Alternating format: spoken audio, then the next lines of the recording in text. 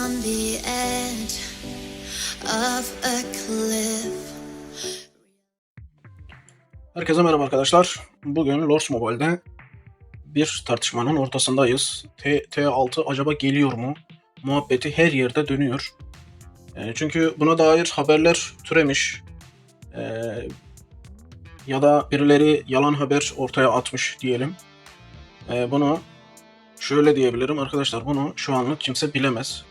Daha buna dair ortada bir şey yok. Henüz bize de böyle bir bilgi gelmedi. Bunlar yapay zekayla da oluşturulmuş olabilir. Görünene göre o şekilde. Çünkü ekranlara doğru düzgün atıyorum askerler sığmamış, işte atıyorum mesela kışla seviyesini farklı göstermişler gibi farklılıklar oluyor. Şöyle baktığınız zaman T6'yı bu şekilde göstermişler arkadaşlar. Sıralaması doğru. Piyade, okçu, süvari. Bu da atıyorum mancınık kısmı. Burayı göstermişler. Şurada 737 saat herhalde gösteriyor. Ne gösteriyorsa ya da dakika. Garip bir kısım. Birkaç kere güya basılmış gibi 500k süvari basmış güya bu kişi. Burada da zaten kışlanın seviyesi falan garip bir durumda. Şimdi arkadaşlar dediğim gibi ortalıkta dolaşan fotoğraflardan bir tanesi bu. Şimdi ikincisi şu şekilde kristal gibi bir alan göstermişler. T3, T6 diye bir muhabbet var. Zaten bunu da anlamadım. Mesela hadi şuraya T5 dese, şuraya T6 dese bir nebze diyeceksin tamam. Hani T5'ten T6'ya geçiriyorsun askerleri gibi bir düşünce oluşabilir ama T3, T6 mantığını kuramıyorsun. Burasına derseniz arkadaşlar şu şekilde bak bu alan bu fotoğrafa örnek sığmamış. Burada farklı bir mevzular dönüyor. Şöyle sıralama falan göstermiş. İndirilebilir, yükseltilebilir gibisine falan bir şeyler var burada.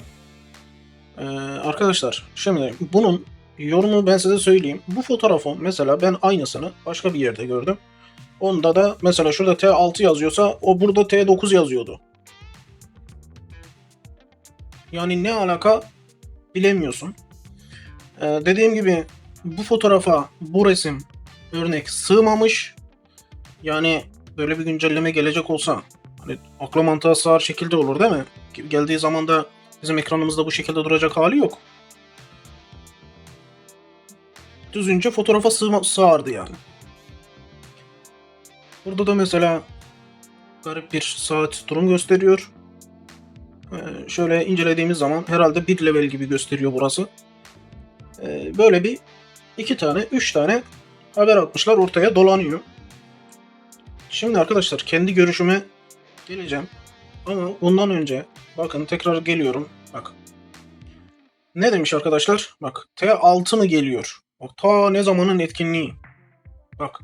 Hani kolları çıkarıyorsunuz ya da karanlık içtimaya asker gönderir gibi askeriniz gidiyor ya da kalenize bir saldırı geliyor. Şu etkinliği hatırlıyorsunuz değil mi?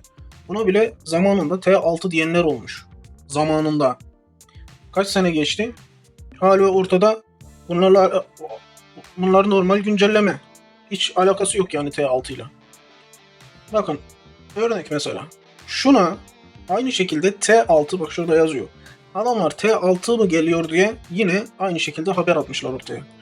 Şu söylenebilir. Bakın bunlar yükseltilerek T5 askeri T6 kadar kuvvetli hale getirmiş olabilir. Bu normaldir ama o demek değil ki T6'dır bu. Yani bu güncellemeyi bile T6'ya yormuşlar zamanında. Şöyle geldiğiniz zaman bak mesela yine aynı şekilde bir haber T6. Arkadaşlar böyle bir güncelleme geldi.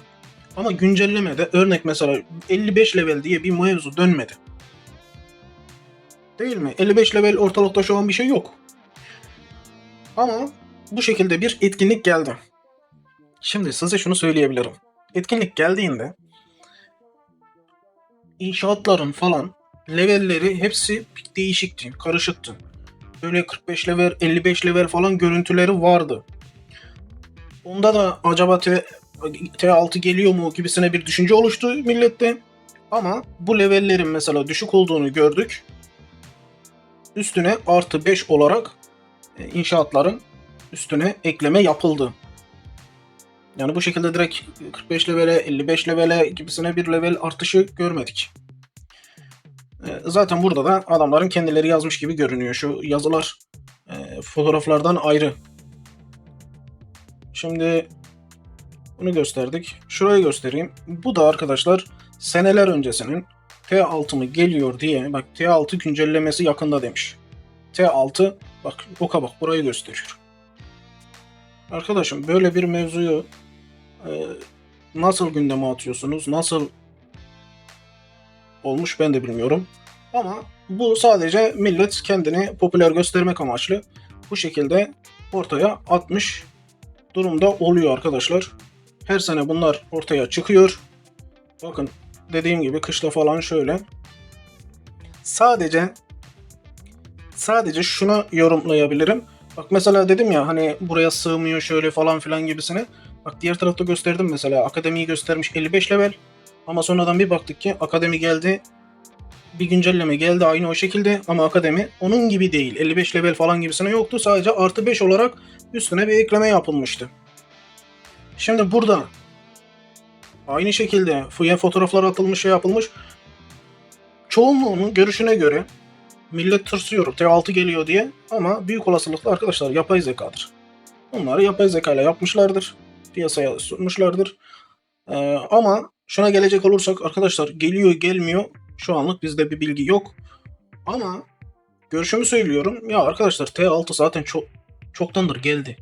Bu sadece yansıtılmadı. Nasıl? Güç, rekabet durumunu görmüyor musunuz? Adamların saldırı durumuna kadar görmüyor musunuz? Şunu artık araştırmaya başlamış insanlar. Bak söylüyorum. Arkadaşlar mancınıkla kaptanlar geri dönüyorlar nasıl engelleyeceğiz? Bak mancınıkla kaptanlar geri dönüyorlar. Buna nasıl çözüm bulacağız? Bak bu çok profesyonelce bir sorudur şu an ha. Çünkü kaptanların artık gücü öyle bir yükselmiş ki güncellemeler o kadar saldırı, CP her şeyi artık o kadar vermiş ki diğer oyuncular eller ayakları bağlı gibi bir durum söz konusu. Hala güncellemeler devam ediyor. Hala artış devam ediyor. Millet de T6 muhabbetine düşmüş. Arkadaş T6 muhabbetine düşmeye gerek yok ki. Her gün güncelleme geliyor. Kale teması geliyor örnek. İki tarafı farz et. Burası alamayan kısım, burası alan kısım. Adam alıyor koyuyor oraya. Hemen 5 yıldızı da çakıyor. Adam 5 yıldızı çakıyor. Buradaki adam da şey alıyor. İşte kimi kadim kitap alıyor. Kimi hız alıyor. Asker yapıyor. O askeri de 1-2 savunmada götürüyor. Ya da yanıyor bir şeyler ediyor. Askerini yok ediyor. Bu kalıcı bir şey elde etmiş oluyor. Bu da kendi kendine askeri gidiyor, asker yapıyor. Askeri gidiyor, asker yapıyor. Bu şekilde ilerleme kaydetmeye çalışıyor. Yoksa oyuna atıyorum mesela etkinlik geliyor. Geçici kale teması, işte lider görünümü bu taraf alıyor, tamamlıyor. Bu taraftaki alamıyor. Onun yerine yine aynı işte dediğim gibi kadim kitap, hız, kaynak, işte onun haricinde yıldız taşı alabiliyorsa o etkinlikten yıldız taşını atıyorum mesela 30 kere 40 kez alacak ki atıyorum mesela bir şeyler yapmak istediği ekipmana anca o şekilde yıldız çakabilsin. Bakın 1-2 level arttırmayı demiyorum. Diyelim ki yaptı 5-6 levele geldi yıldızlaması. O etkinliklerden dediğim gibi bayağı bir çok gelmesi lazım ve oradan yıldız taşı alması lazım ki o ekipmanı yıldızlasın. Ama bu taraf direktmen. Ne eksiği varsa adam direktmen halledip geçiyor. Saldırı değerleri zaten uçmuş gitmiş durumda. Aradaki fark her zaman açılıyor durumda. Oyuna sıfırdan başlayanların tabi ona göre başlıyorlar. Onların haberi yok. Daha adam mesela T6 geliyor. Haberi çıkmış T3'ten T4'e geçecek adam diyor ki ben daha T4'ü açmadım. T6 nereden geliyor? Ben nasıl yapacağım bunu diyor mesela. Yani bugün bunun gibi sıkıntılar illaki Lords Mobile'de arkadaşlar dönüyor. Haber yapmayı herkes çok seviyor. Sadece durumu düzgün değerlendirmeniz lazım. T6 bence gelmesine gerek yok. Zaten gelmiş durumda. Adam geliyor mesela senin 60'em askerine saldırıyor ihtimalle. 60'em askerinden 70'em askerinden bir bakıyorsun ki dönmüş. Çünkü adamın CP durumu, saldırı durumu uçuk. Asker falan dinlemiyor. Sen de moralin kaybediyorsun ya da adamın CP durumu, moral durumu adamın mancınığını geri götürebiliyor. Yani değerlendirilecek o kadar çok açı var ki oyunda. Millet gelmiş T6'ya takılmış. Dediğim gibi arkadaşlar, güncellemeler sürekli devam ediyor. Şu anlık böyle bir muhabbet yok. Şu anlık bize gelen öyle bir duyum yok. Sadece bu birkaç tane fotoğraftan ibaret. Bunu da zaten ortalıkta dolaşıyor bu fotoğraflar. Onlardan dolayı açıklamasını yapıyorum. Korkmaya, çekinmeye, şu anlık endişelenmeye gerek yok. Bir güncelleme gelirse, herhangi bir yenilik gelirse zaten nereden öğreneceğinizi biliyorsunuz. Normalde böyle bir video yapmayacaktım.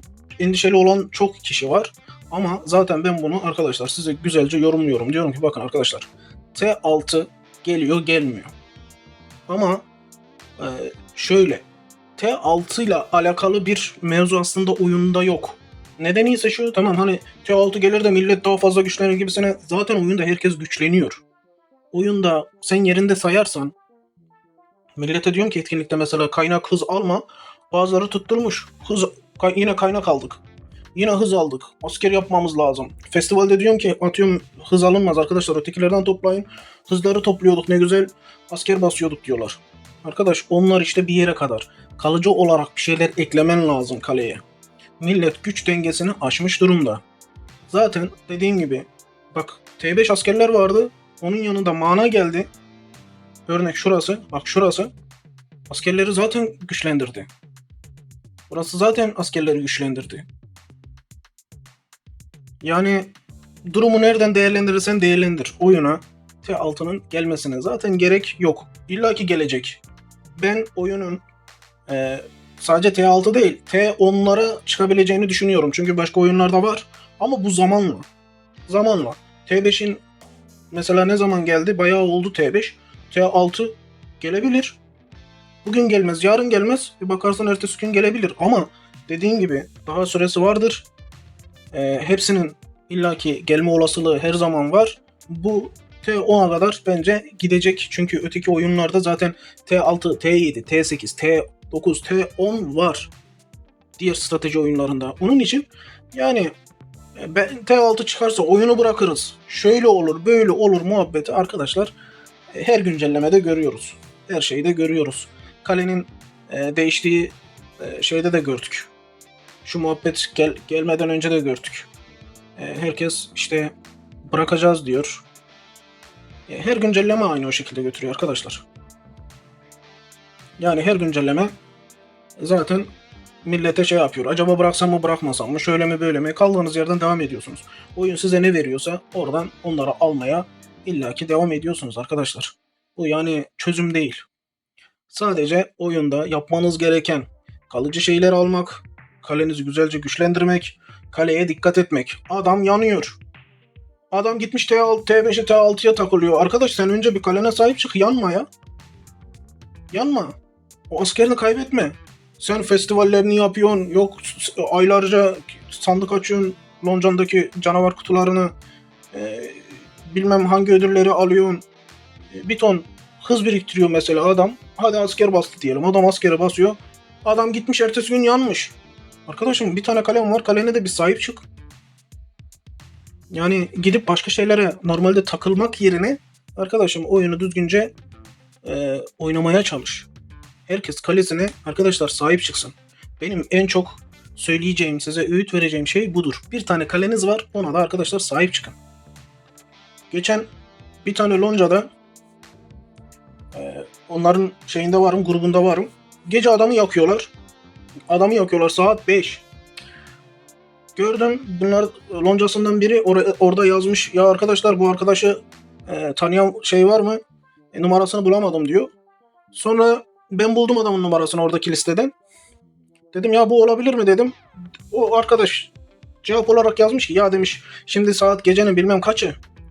Adam aranmaz. Rahatsız ederiz falan filan dedi. Ulan oturdum düşündüm ya nasıl olacak bu iş? O da diyor ki böyle böyle. Adamı tuttum aradım.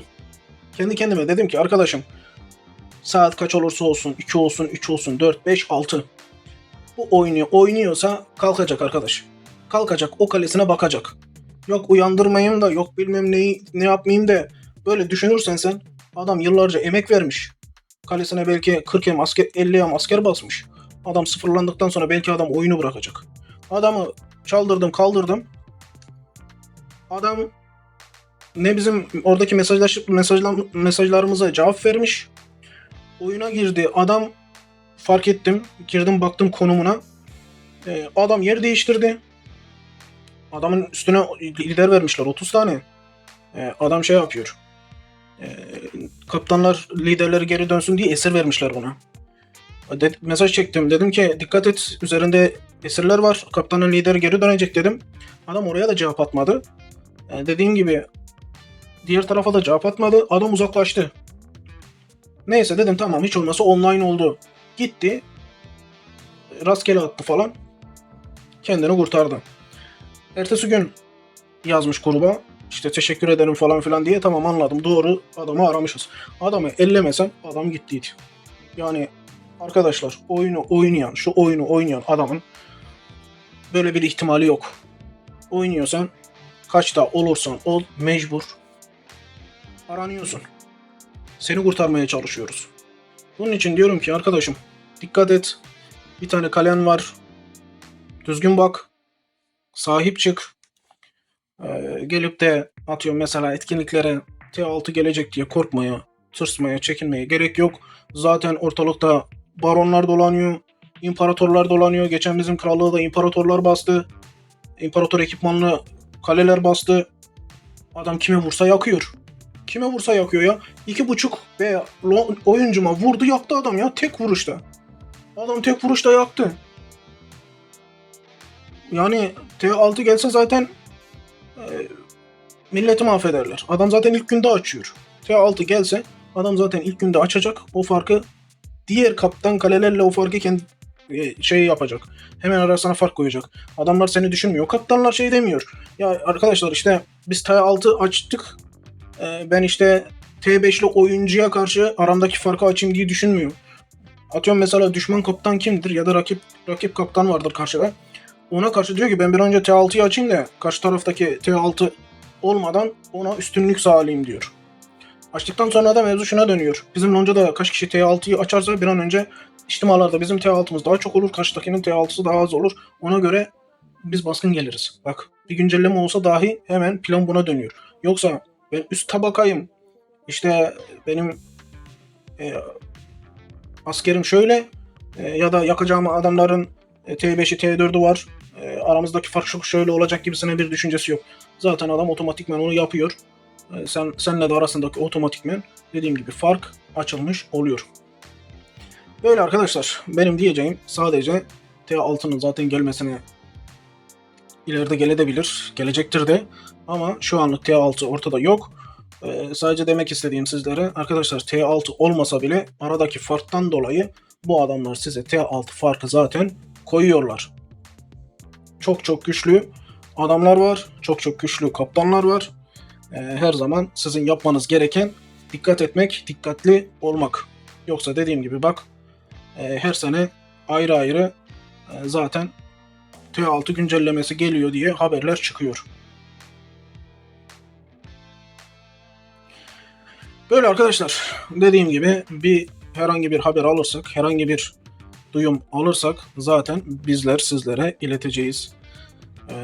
Kanalımıza her gün giriş yapmayı unutmayın. Her gün bakın arkadaşlar, hangi videoları paylaşıyoruz, ne paylaşıyoruz, nelerden bahsediyoruz. Her gün haberler, videolar, savaşlar, her türlü şeyleri kanalımızda görebilirsiniz. Yorumlarda siz de yorumunuzu yazın, ne düşündüğünüzü siz de iletin. Bu işin gerçeklik payı var mıdır yok mudur, yine aynı şekilde yorumlarda iletin, söyleyin. Bir de düşünceme katılıp katılmadığınıza iletin arkadaşlar. Sizce bu güç dengesi zaten açılmamış mı? Yani zaten oyuncular T6 modeline sizce geçmemiş mi? Bakın, edin, siz de görüşlerinizi bildirin. Benim diyeceklerim bu kadar. Dediğim gibi güncelleme zaten gelirse bizler sizlere bunları iletiyoruz. Bu şekilde fazla uzatmak istemiyorum. Arkadaşlar, kendinize iyi bakın. Sağlıcakla kalın. Görüşmek üzere.